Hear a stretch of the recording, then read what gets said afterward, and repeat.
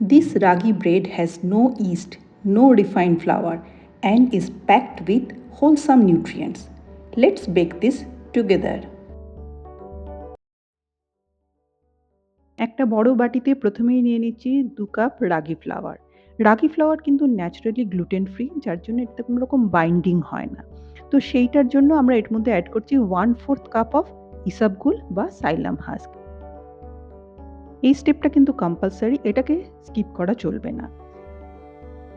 এর সঙ্গে এক এক করে মিশিয়ে নিচ্ছি salt, sugar, 1 teaspoon baking powder আর 2 টেবিলস্পুন অয়েল।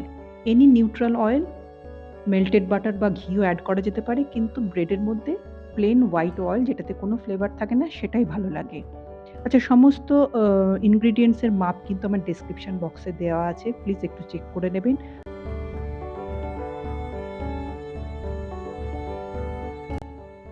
এবারে এর মধ্যে মিশিয়ে দিচ্ছি এক এক করে pumpkin seed, grounded flax seed আর সানফ্লাওয়ার সিড। আপনি যদি আর কিছু কোনো সিড দিতে চান সেটাও এই পর্যায়ে অ্যাড করে দিতে পারেন।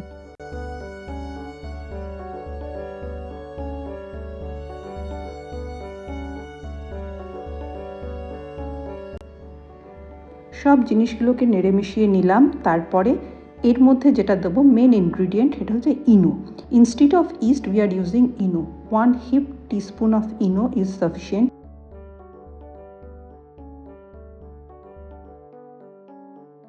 এবারে এর মধ্যে অ্যাড করছি আমরা মিল্ক।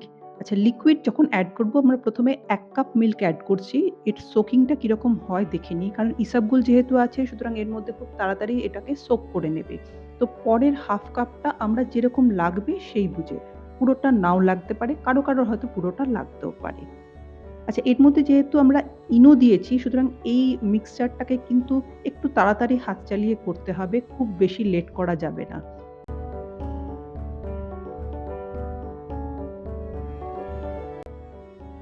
এইখানে মিক্সচারটা দেখুন কীরকম কনসিস্টেন্সি হয়েছে। এই পর্যায়ে মনে হয়েছে আরেকটু দুধ লাগবে, তখন সেই রেস্ট হাফ কাপ মিল্ক থেকে একটু একটু করে আবার দিয়ে দিচ্ছি এবং মিক্সচারটা কন্টিনিউয়াসলি খুব ভালো করে মিশিয়ে নিতে হবে। ভালো করে এটা অনেকে হাত দিয়েও করতে পারেন, কারণ তলাতে যেন ড্রাই ফ্লাওয়ারটা না থাকে।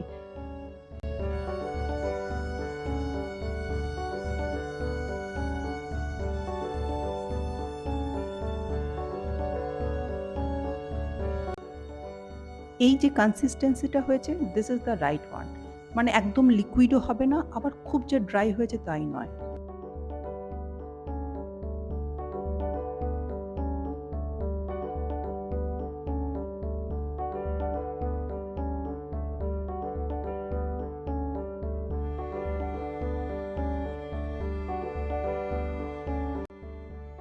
ব্যাস, মিক্সচার রেডি। এবার এটাকে লোফ টিনের মধ্যে দিয়ে ওপরে পছন্দ মতো আরও কিছু সিডস ছড়িয়ে 180 ডিগ্রি সেলসিয়াসে অ্যারাউন্ড 45 মিনিটস।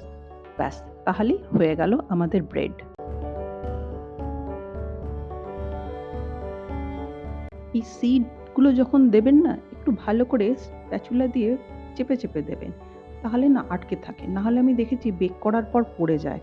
তো যার জন্য আমি বেশিরভাগ সিডটা ব্রেডের ভেতরে ডোয়ের মধ্যেই দিয়ে দিই। ওপরে জাস্ট অল্প কিছু দিই। এটা জাস্ট লুকের জন্য, আর কিছুর জন্য নয়।